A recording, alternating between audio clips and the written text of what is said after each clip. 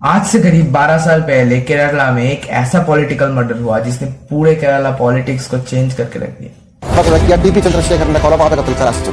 അന്ന് സിപിഎമ്മുമായി സംഘർഷമുണ്ടായി പുറത്തുനിന്നെത്തിയ കൊട്ടേഷൻ സംഘങ്ങൾ തൂറ്റിയെത്ത് നിലനിന്ന ഈ അവസ്ഥയ്ക്കൊടുവിലാണ് ചന്ദ്രശേഖരനെ ദിവസത്തെ നൂറുകണക്കിന് പാർട്ടി അംഗങ്ങളും അണികളും പറ്റിയത്.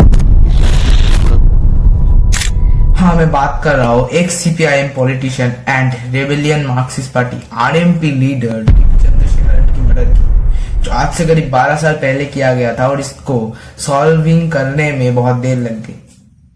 किसने किया, ये क्यों किया गया और कैसे हुआ, सब कुछ इस वीडियो में एक्सप्लेन करेंगे। वीडियो को लास्ट तक देखना बिना स्किप किए अगर इस पूरे कंस्पिरेसी को समझना चाहते हो।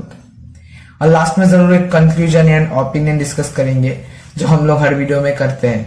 चलो वीडियो को शुरू करते हैं। May 4, 2012 जब कोझिकोड डिस्ट्रिक्ट के वल्लीगत में चंद्रशेखर अपने गाड़ी से घूम रहे होते, तभी अचानक एक एसयूवी आके उनके गाड़ी को टक्कर मार देती है। चंद्रशेखरन एज यूजुअल अपने गाड़ी से गिर जाते हैं और गिरते ही अटैकर्स उस एसयूवी से निकल आते हैं एंड कंटिन्यूअसली चंद्रशेखरन पे अटैक करते रहते हैं, लिटरली उनको स्लाइस करते हैं अपने वेपन्स से।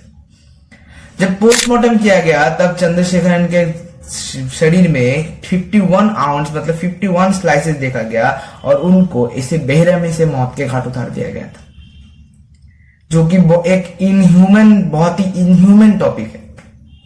इन अटैकर्स ने इन्वेस्टिगेटर्स एंड लोकल पीपल को डिस्ट्रैक्ट करने के लिए एक छोटा सा बॉम्ब ब्लास्ट भी करवाया एंड इन्वेस्टिगेटर्स को डिस्ट्रैक्ट करने के लिए गाड़ी में एक स्टिकर स्टिक किया जिनमें लिखा हुआ था माशा अल्लाह, ताकि सबको लगे एक टेररिस्ट अटैक भी हो सकता था। एंड अपने जो वेपन्स थे वो पास के किसी वेल या फिर कुएं में फेंक दिए।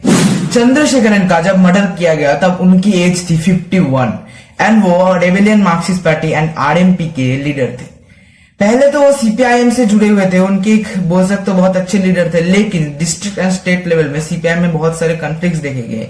इसी वजह से वो 100 से ज्यादा मेंबर्स को लेके बाहर निकल आए एंड क्रिएट किया rebellion Marxist party and RMP.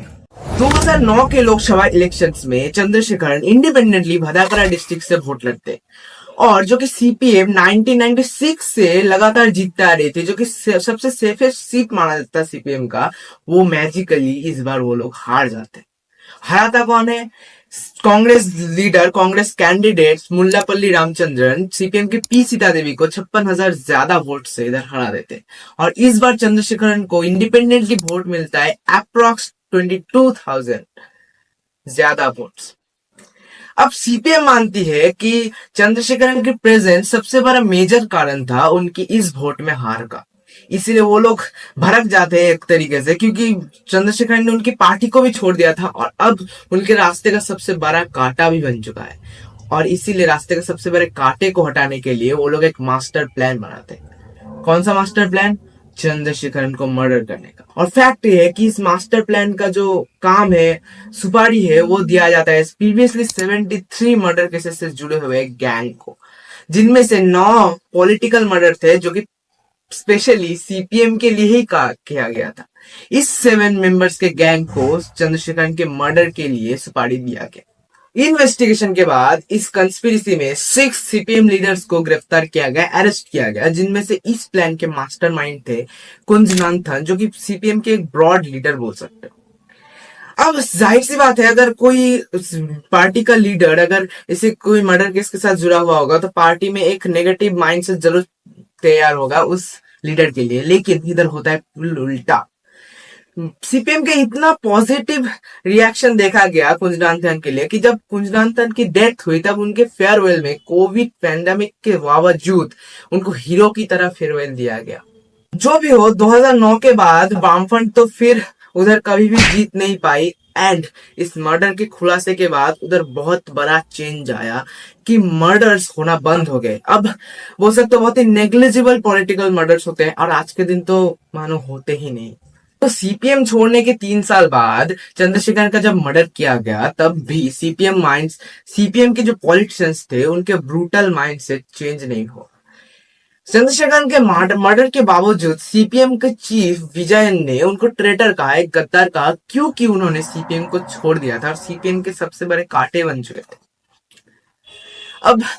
अब देखो कि अगर कोई भी पार्टी का कोई भी मेंबर या फिर कोई भी लीडर अगर मर्डर केस से जुड़ा होता है तो पार्टी को एक्शन लेना चाहिए उस लीडर या फिर उस पॉलिटिशियन पर नहीं, सीपीएम इधर पूरा उल्टा करती है, उनको हीरो की तरह ट्रीट किया जाता है मर्डरर्स को। Kerala known for its cultural and political violences, जहां पर कोई भी मर्डरर को हमेशा हीरो की तरह, हमेशा बोल सकते हो एक अच्छे इंसान की तरह ट्रीट किया जाता है, क्योंकि इधर एक मर्डर का बदला और एक मर्डर से लिया जाता है, उस मर्डर का भी बदला और उस मर्डर का भी काउंटर के लिए और एक मर्डर किया जाता है। मतलब इधर एक मर्डर का लूप चलता है जहां पर बहुत ही इनह्यूमैनिटी देखा जाता है। मैं इधर केरला को कुछ भी बुरा भला नहीं बोल रहा हूँ, मैं उनका जो फैक्ट है वो बोल रहा हूँ, कोई भी मुझे खराब मत समझना, ठीक है ना। तो देखो, कोई भी मर्डर का काउंटर, कोई भी मर्डर का बदला अगर ऐसे ही मर्डर से लिया गया तो ह्यूमैनिटी कहाँ चली जाएगी। अगर राम का जो पॉलिसीज था वो अगर हम लोग नहीं मानेंगे तो हम लोग हिंदू कैसे हो सकते हैं। अगर मर्डर का बदला हम लोग मर्डर से ही ले तो कैसा होगा ये।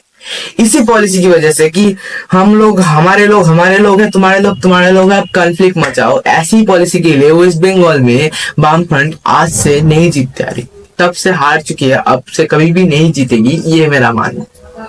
इसे देखकर मुझे रोलैंड बर्थेस के एक फेमस लाइन याद आ जाती है, To kill a man is not to defend a doctrine, it is to kill a man. अगर वीडियो थोड़ा सा भी इंफॉर्मेटिव लगा तो इस वीडियो को लाइक जरूर कर देना, चैनल को सब्सक्राइब करके इस वीडियो को शेयर करना ना भूलना।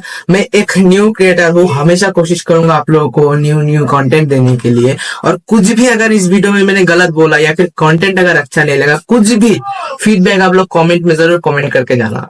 और मिलते हैं अगले वीडियो में, तब तक के लिए बाय बाय, जय हिंद, वंदे मातरम।